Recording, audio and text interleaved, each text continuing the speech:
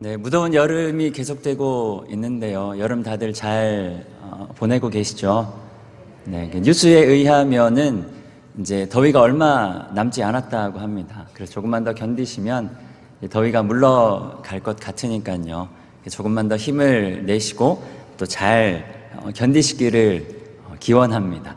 올해는 유난히 이 더운 여름이었다고 해요. 사실 저는 더위를 많이 좀 타지 않는 편이라서 다른 사람들이 굉장히 덥다라고 이야기하는데도 가끔 이제 긴 옷을 입고 다닐 때가 있는데요. 그러다 보니까 이제 주변에서 저 목사님 어디 아픈 거 아니냐라는 말씀들을 이제 조금 해주시는데 전혀 이제 아프지 않고 굉장히 건강한 상태를 아직 유지하고 있습니다. 아무튼 올해는 유난히 이 더운 여름이었다고 하는데 사람들마다 조금 차이가 있겠지만 여름에는 불편한 것들이 생각보다 많습니다.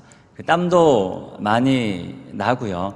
그리고 아마 서울 분들이 더 그럴 것 같은데 벌레도 굉장히 많습니다. 오늘은 벌레 얘기를 좀 하려고 하는데요. 간혹 이제 벌레를 좋아하는 분들도 계시지만 대개는 벌레를 그렇게 좋아하지 않습니다. 그리고 여러 이제 벌레들 중에도 사람들이 가장 혐오스럽게 생각하는 이 벌레가 바로 바퀴벌레인데요. 크기도 굉장히 크고 그리고 생긴 것도 별로 아름답지가 않습니다. 얼마 전에 유튜브 방송을 통해서 바퀴벌레에 대해서 조금 알게 되었는데요. 원하시지 않겠지만 제가 바퀴벌레를 조금 소개해 드리면 네. 바퀴벌레의 가장 큰 강점은 생존력이라고 합니다. 머리가 잘려나가도 일주일이나 살아있거나 아무것도 먹지 않고 한 2, 3주 정도를 버틴 사례도 있다고 합니다. 그리고 물만 있으면 한 3개월 정도는 버틸 수 있다고 하는데요. 바퀴벌레 수명이 한 180일 정도 되는 것을 감안해 보면 인간으로 치면 한 50년을 물만 먹고 버틸 수 있다라는 이야기입니다. 그리고 아무리 더러운 것이라고 해도 바퀴벌레는 못 먹는 게 없고요. 그리고 아무리 더러운 곳이라고 해도 바퀴벌레가 생존할 수 없는 곳이 없다고 합니다. 한마디로 엄청난 포용력을 가진 곤충이 아닌가. 이런 강점 때문에 이 바퀴벌레는 백악기에 나타나서 지금까지 생존해 있는 곤충이라고 합니다. 그런데 바퀴벌레가 수많은 사람들에게 해충으로 여겨지는 이유가 바로 여기에 있습니다. 사실 바퀴벌레는 인간에게 해가 되는 독을 갖고 있는 것도 아니고요. 그리고 공격성도 거의 제로에 가깝습니다. 그런데 너무 많은 것을 받아들이는 이 포용력 때문에 인간에게 해로운 것을 먹기도 하고 그리고 인간에게 해로운 곳에 다니면서 그것을 본인의 의지와는 상관없이 여기저기 옮기게 된다라는 것입니다. 이런 생각 아마 해보신 적이 없을 텐데요. 이렇게 생각해 보면 바퀴벌레의 인생이 참 억울한 인생이 아닌가. 왜냐하면 아무런 악의도 없고 그리고 먹고 살려고 분주히 다니는 것 뿐인데요. 사람들이 크다고 싫어하고 그리고 못생겼다고 싫어하고 그리고 아무거나 주워 먹는다고 싫어하는 것입니다. 그리고 싫어하는 것을 넘어 목숨을 잃게 되니까 우리가 조금 다르게 생각해 보면 얼마나 억울한 인생인가. 그런데 이런 생각도 한번 해봤습니다. 인간은 벌레를 하등한 존재로 여기고 그리고 혐오스럽다는 이유만으로 아무 거리낌 없이 죽이곤 하지만 모든 것을 기꺼이 수용하는 바퀴벌레라는 존재가 어쩌면 불평불만투성이인 나보다 더 성숙한 존재일 수 있지는 않을까 하는 생각입니다. 사실 가만히 생각해 보면 우리는 받아들이지 못하는 것이 굉장히 많이 있습니다. 불편한 것도 많고 그리고 감사하지 못하는 것도 많습니다. 우리가 말로는 예수로 만족한다라고 고백하지만 사실 거짓말일 때가 많습니다. 우리 실제 삶을 돌아보면 불평, 불만, 불만족 투성이입니다. 내 생각에 맞지 않는 것들, 그리고 이해되지 않는 사람, 수용할 수 없는 것들, 괜찮지 않은 것들이 너무나 많다라는 것입니다. 그래서 사실 오늘 설교의 제목을 처음에는 바퀴벌레 같은 믿음이라고 하려고 했다가요, 제가 설교 제목을 정할 때 조언을 구하는 주변의 지인들이 몇 있습니다. 그래서 제가 그분들한테 바퀴벌레 같은 믿음 설교 제목을 어떠냐 그러니까 여러 가지 이제 의견들이 많이 있었어요. 그런데 한 친구가 저에게 이렇게 이야기하는 겁니다. 야, 듣기 싫을 것 같은데? 네, 그래서 바퀴벌레 같은 믿음이라는 제목은 아니지만 우리가 이 바퀴벌레라는 하등한 존재를 바라보면서 우리의 믿음을 한번 돌아볼 수 있는 시간이 되면 어떨까 합니다. 우리의 믿음이 정말로 예수만으로 만족할 수 있는 믿음이 되어야 하는 것은 아닌가. 예수 그리스도를 믿는 우리가 정말로 모든 것들에 수용할 수 있는, 모든 것들을 수용할 수 있는, 모든 것들에 괜찮다 고백할 수 있는 믿음을 가져야 하는 것은 아닌가. 사실 신앙이 잘한다라는 것은 바로 그런 걸 이야기하는 겁니다. 무언가 용납할 수 없는 인간에서 우리를 용납해 주신 예수님 사랑을 따라 누군가를, 그리고 혹은 무언가를 용납할 수 있는 인간이 되는 것, 용서하고 받아들일 수 인간이 되어가는 것이 바로 신앙 성수입니다.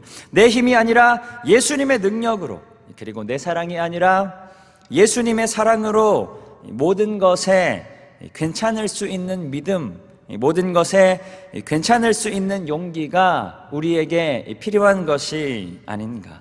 우리가 오늘 읽은 본문 빌립보서는 별명이 기쁨의 서신입니다.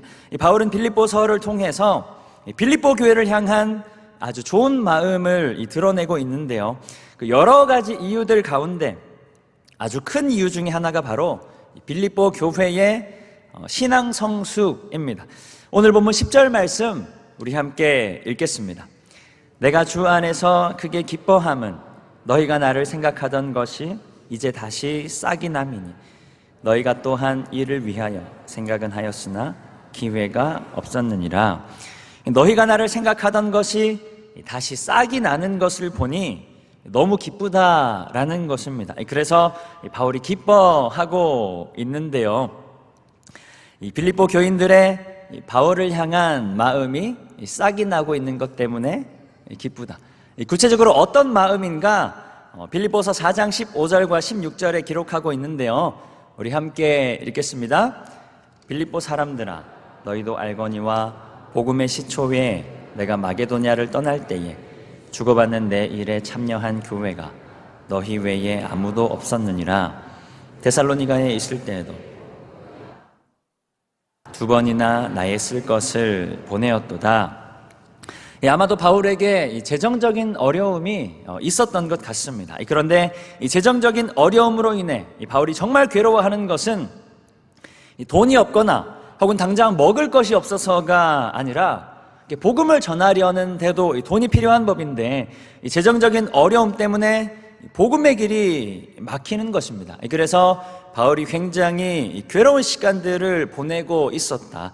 괴로운 중에 바울이 여기도 도움을 청해보고 그리고 저기도 도움을 청해보는데 바울을 돕는 교회가 아무도 없었다라는 것입니다. 그런데 그때 빌립보 교회가 바울을 도왔다라는 것입니다. 그것도 바울이 힘들고 괴로울 때 한 번뿐 아니라 2번이나 바울에게 쓸 것을 보내어 주었다. 그래서 바울은 기뻐합니다.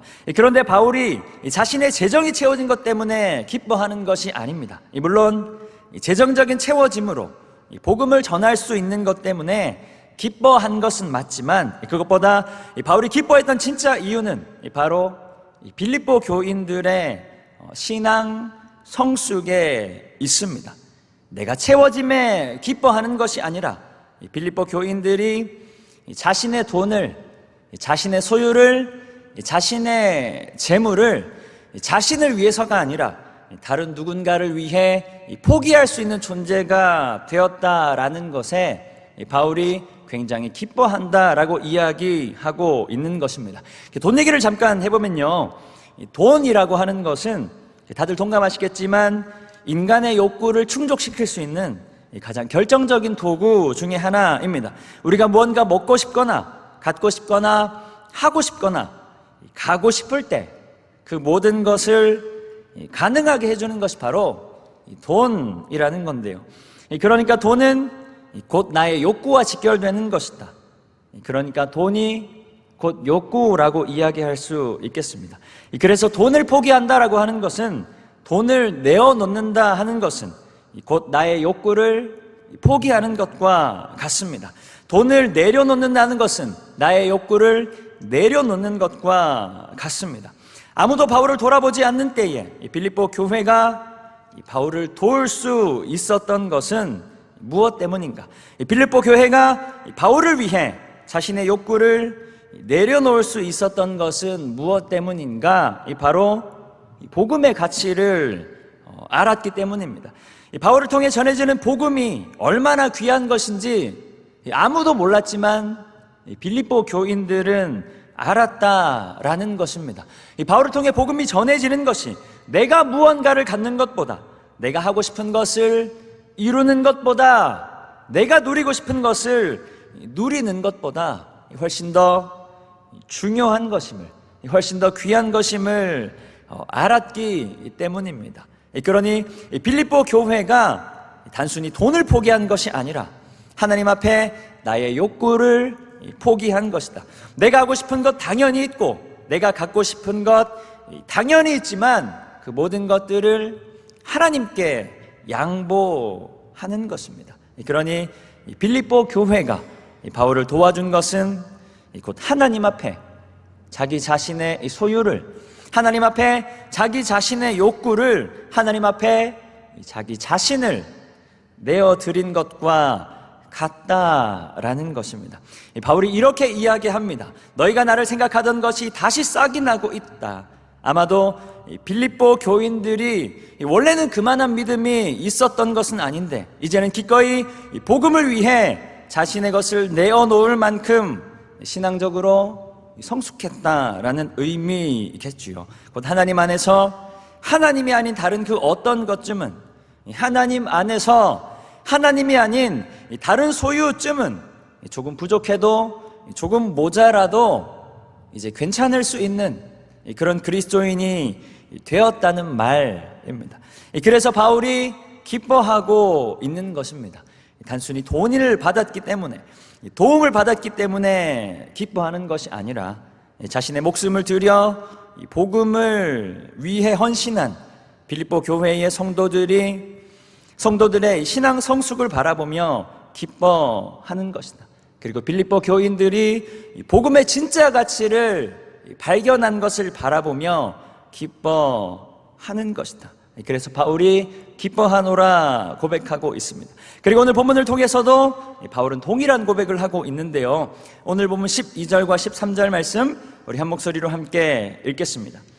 나는 비천에 처할 줄도 알고 풍부에 처할 줄도 알아 모든 일 곧 배부름과 배고픔과 궁핍에도 처할 줄 아는 일체의 비결을 배웠노라. 내게 능력 주시는 자 안에서 내가 모든 것을 할 수 있느니라. 아멘. 대부분의 그리스도인들은 오늘 본문 13절 말씀을 이렇게 이해하고 싶어 합니다. 하나님께서 나에게 능력을 주시면 내가 못할 것이 없습니다. 나의 능력 되시는 하나님께서 나와 함께 하시기만 하시면 내게 능치 못할 것이 없습니다. 아무리 불가능해 보이는 일이라고 할지라도 하나님께서 함께 하시면 모두 다 이룰 수가 있고, 아무리 어려운 시험이라고 해도 합격할 수 있게 될 것이고, 힘들고 어려운 삶의 순간이라 할지라도 내게 능력 주시는 하나님 안에서 그 모든 것들을 뚫고 이겨낼 수 있겠습니다. 그 말도 물론 틀리지 않지만 이 바울의 진짜 고백은 오히려 이런 것입니다. 내가 하나님 안에서 비천에 처할 줄도 알고 풍부에 처할 줄도 알고 모든 일, 곧 배부름과 배고픔, 풍부와 궁핍, 이 모든 것들이 다 상관없다라는 말입니다. 이 모든 것들이 다 괜찮다라는 말입니다. 왜냐하면 하나님이 내 안에 계시기 때문이고 내가 하나님 안에 있기 때문에 이 하나님이 아닌 다른 그 어떠한 조건들은 아무런 상관이 없다라는 이야기입니다. 그러니까 바울의 고백은 내게 능력 주시는 자 안에서 내가 모든 것을 할 수 있다라는 고백이기보다는 내게 능력 주시는 자 안에만 있다면 내가 다른 것 아무것도 못해도, 아무것도 못 가진다 해도, 아무것도 누리지 못한다 하더라도, 심지어 내가 아무것도 아닌 존재가 된다 하더라도 하나님만 드러낼 수 있다면 나는 괜찮습니다. 나를 통해 복음만 드러날 수 있다면 나는 어떠해도 괜찮습니다. 이것이 바울이 말하는 신앙 성숙입니다. 외적인 성장이 아니라 내적인 깊어짐, 그리고 그 깊어짐을 예수로 채우는 것을 말하는 것입니다. 데이비드 그라피스라는 사람이 쓴 힘과 용기의 차이라는 시가 있는데요, 제가 일부분을 한번 읽어드리겠습니다. 강해지기 위해서는 힘이 필요하고 부드러워지기 위해서는 용기가 필요하다. 자신을 방어하기 위해서는 힘이, 방어 자세를 버리기 위해서는 용기가, 이기기 위해서는 힘이, 져주기 위해서는 용기가 필요하다. 요즘의 사람들은 어떻게든 힘을 키우려고 노력하고, 그리고 어떻게든 살아남으려고 발버둥 치는 경우들이 많지만 어쩌면 힘보다는 용기가, 그리고 살아남으려는 자보다 기꺼이 죽으려는 자가 더 필요한 시대가 아닌가 합니다. 그리고 마찬가지로 많은 것을 알고 많은 것을 해내는 것, 더 많은 성과들로 하나님 앞에 영광 올려드리는 것, 물론 신앙 성숙의 한 측면일 수 있지만 오히려 그리스도의 사랑으로 나를 더 허물어뜨리고 다른 이들에게 나를 내어주는 용기, 이 복음을 위해 나를 기꺼이 포기할 줄 아는 용기야말로 진정한 신앙 성숙, 하나님께서 진정 이 시대 가운데 원하시는 그리스도인의 모습이 아닌가 합니다.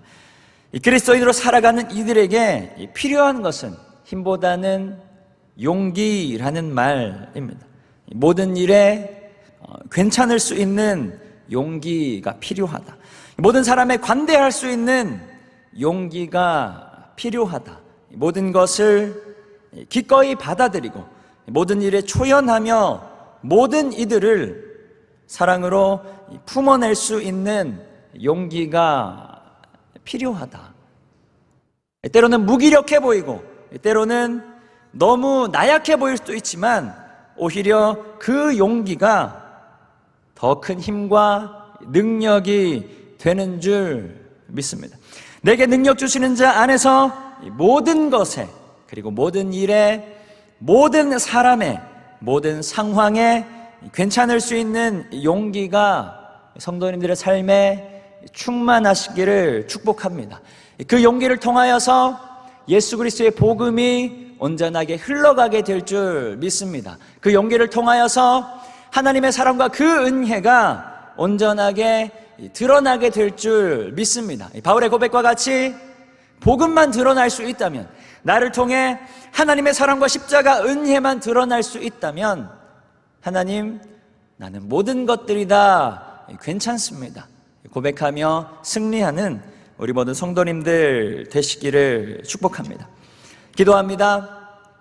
참 좋으신 하나님, 연약한 우리를 사랑해 주시고 용납해 주시고 하나님의 자녀로 살아가게 하시니 하나님 참 감사합니다. 믿음으로 살아가는 삶의 여정 가운데에 참 많은 어려움, 참 많은 힘듦, 그리고 수많은 나를 어렵게 하는 사람들 있음을 고백합니다. 그러나 하나님 우리를 용납하신 것과 같이 하나님의 사랑으로 용납하게 하시고 하나님의 사랑으로 품어가는 우리의 삶이 되게 하여 주시옵소서. 그렇게 품어가며 용납하는 우리의 인생을 통하여서 그 무엇이 아니라 오직 예수 그리스도의 십자가 복음만이 드러나는, 복음이 선포되는 데에, 복음이 전해지는 데에 귀하게 쓰임받는 우리의 인생 되게 하여 주시옵소서. 감사드리며 살아계신 예수 그리스도의 이름으로 기도드립니다. 아멘.